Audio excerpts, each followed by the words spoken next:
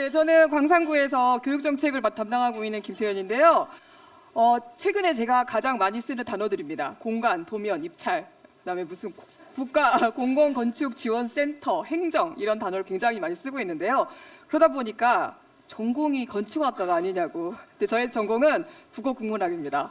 그리고 2016년 2월까지는 현장에서 학교에서 국어를 가르치던 교사였습니다. 학교에서 근무를 15년 정도를 했는데요. 그 학교라는 현장을 어떻게 설계하면 좋을까에 대한 고민을 한 번도 해본 적이 없었어요. 근데 지금 한번 해볼게요. 놀이의 공간인 운동장을 통과합니다. 그리고 첫 번째 만나는 복도는 상상의 공간이었으면 좋겠습니다.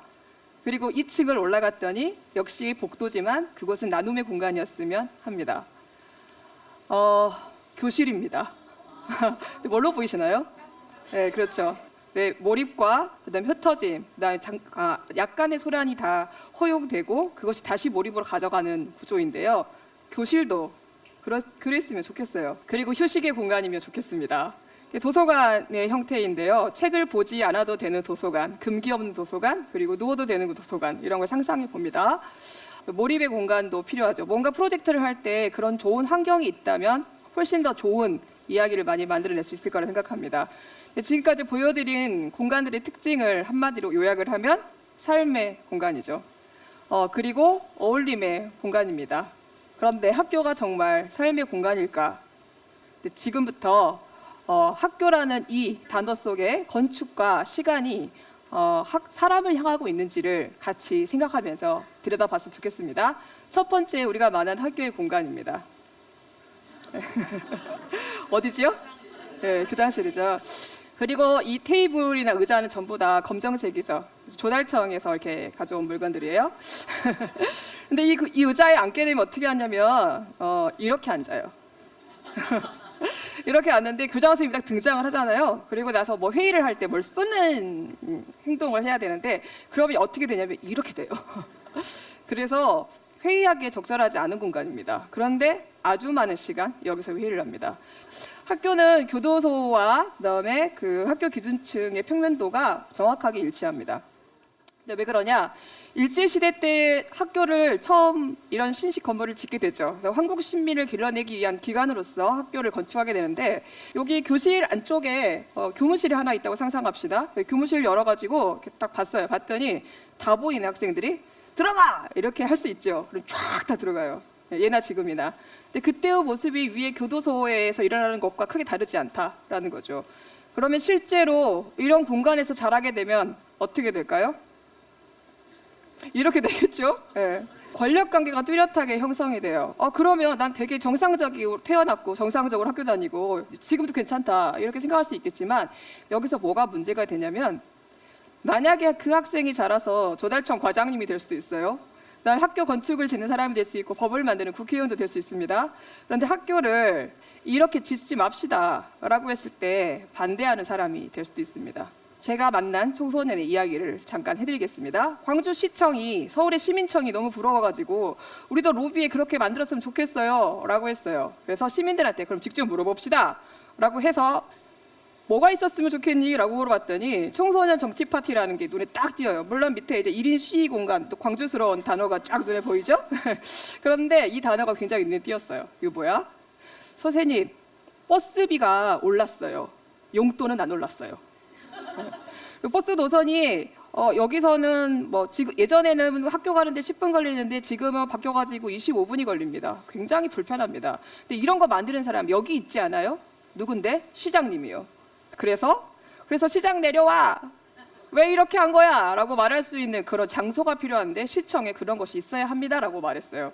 그곳이 어떤 공간인지 인지하고 자신의 삶의 문제와 결합시켜서 요구할 수 있는 시민으로 성장하고 있다는 뜻이었죠.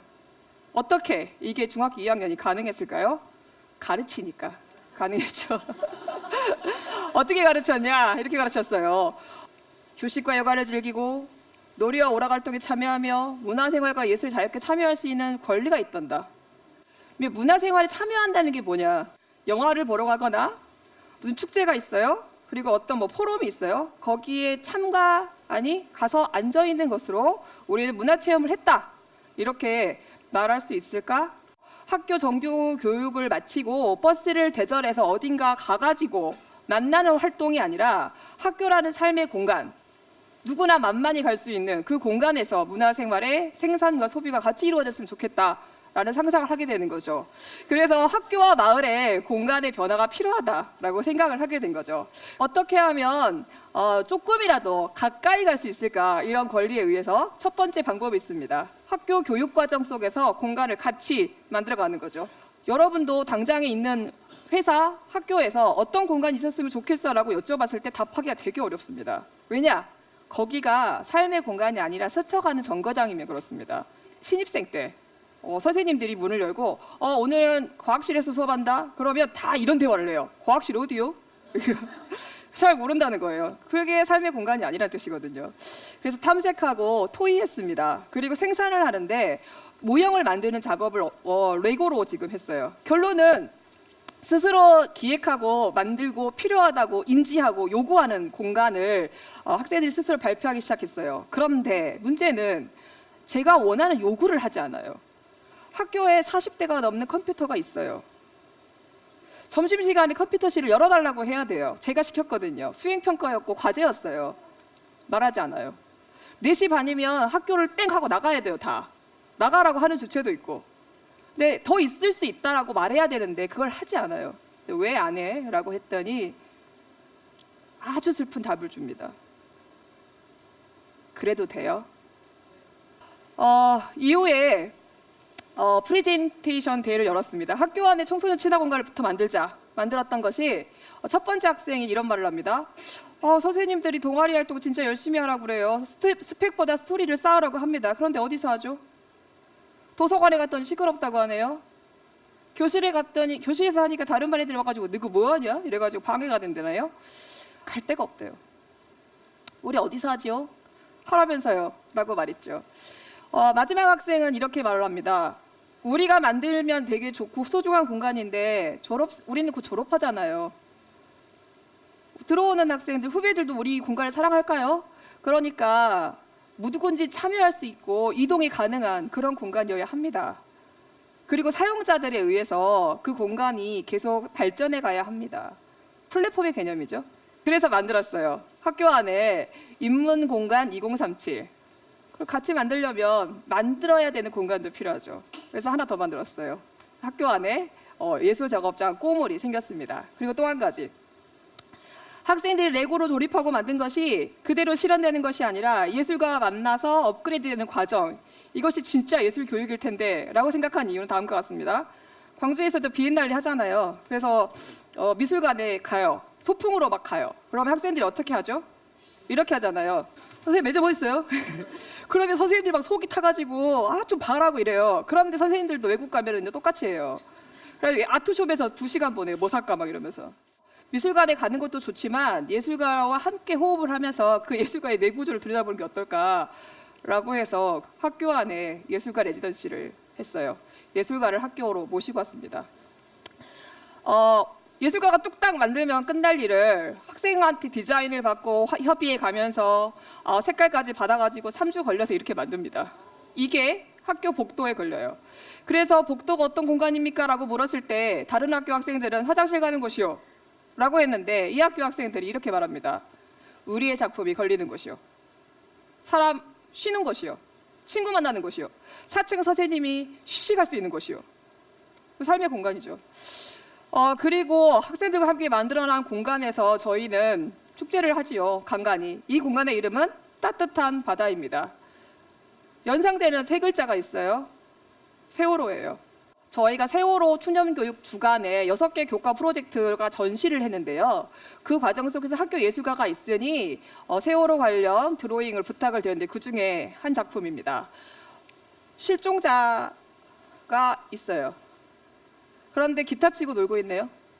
그러니까 피자 짜장면 시키신 분 해가지고 와서 같이 올라갈 수 있었으면 좋겠어요 라고 그린 3년전 작품이죠.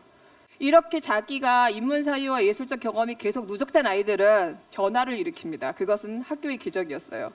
공간이 가져온 학교의 기적은 점심시간의 모습입니다. 네, 휴대전화보다 그림책을 많이 보기 시작했고요. 그리고 자원봉사 시간이나 알바비를 받지 않아도 스스로 이걸 운영하기 시작했습니다. 또 한 가지, 학교에 여학생들이 이제 교복 치마가 점점 짧아져요. 8시간 동안 혹은 고3 같은 경우에는 하루에 14시간 학교에 있어요. 그 학교에서 다리를 이렇게 붙이고 앉아 있을 수 있을까요? 그래서 이거 어떻게 하면 좋을까라고 했더니 학생들이 만들어요. 그렇게 해서 만들었어요.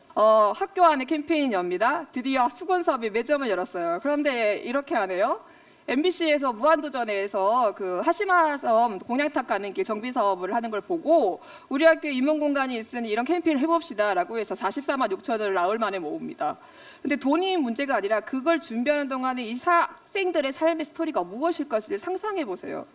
서경덕 교수한테 연락을 하고 MBC의 홈페이지 글을 올려서 유재석을 오게 해주세요부터 시작해가지고 돈이 모이면 어디다가 붙일 거냐, 나랑 한 번도 태어나서 은행에 가서 계좌이체를 안 해봤는데 중학교 2학년인데. 그래서 만드는 그 삶의 기적들을 상상해 볼 수 있죠. 인문공학 2037에 누가 오셨으면 좋겠네라고 물어봤을 때 58%가 넘는 학생들이 세월호 유가족이요라고 했어요. 그때 어렵게 조은아 학생 어머니가 오셨죠. 그리고 얘기했습니다. 남학생들은 어깨를 이렇게 막 울긴 했는데요.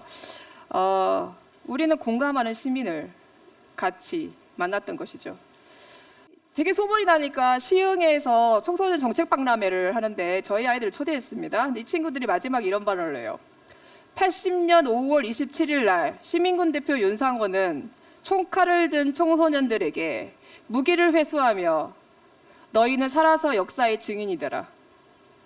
청소년 정책의 시작은 역사의 증인으로서 청소년을 인정하는 것이고 더 나아가서 그 이야기를 귀 기울여주는 것입니다. 라고 멋있게 딱 했어요. 광주의 아이들이.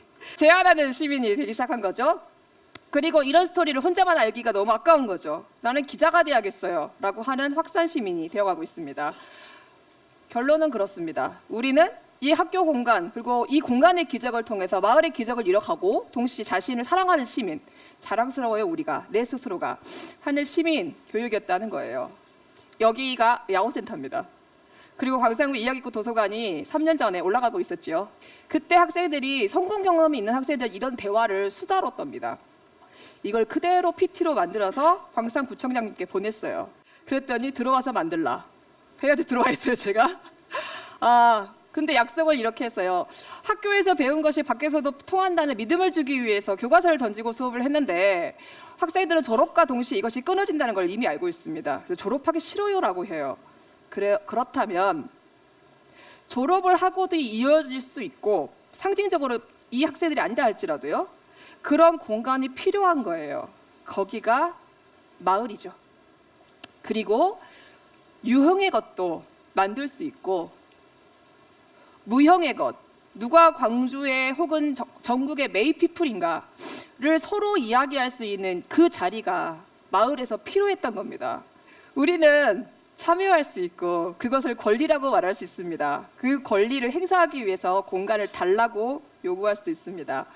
마을 학교 공간의 변화로 공간 혁신을 이루었죠. 그리고 실제로 광산구에 들어와서 학교 공간 혁신 3개를 이뤄냈고 올해 4개가 이루어집니다. 저희는 예술과 문화를 누리고 창작할 권리, 미래가 아닌 지금 즐거울 권리, 일상의 삶을 위해 공부할 권리가 있다는 것을 공간을 통해서 얘기하고 싶었어요. 아시면 이야기할 수 있고 같이 할 수 있습니다. 그 자녀가 다시 또 이야기할 수 있습니다. 그것이 민주주의가 흘러가는 길이라고 생각합니다. 고맙습니다.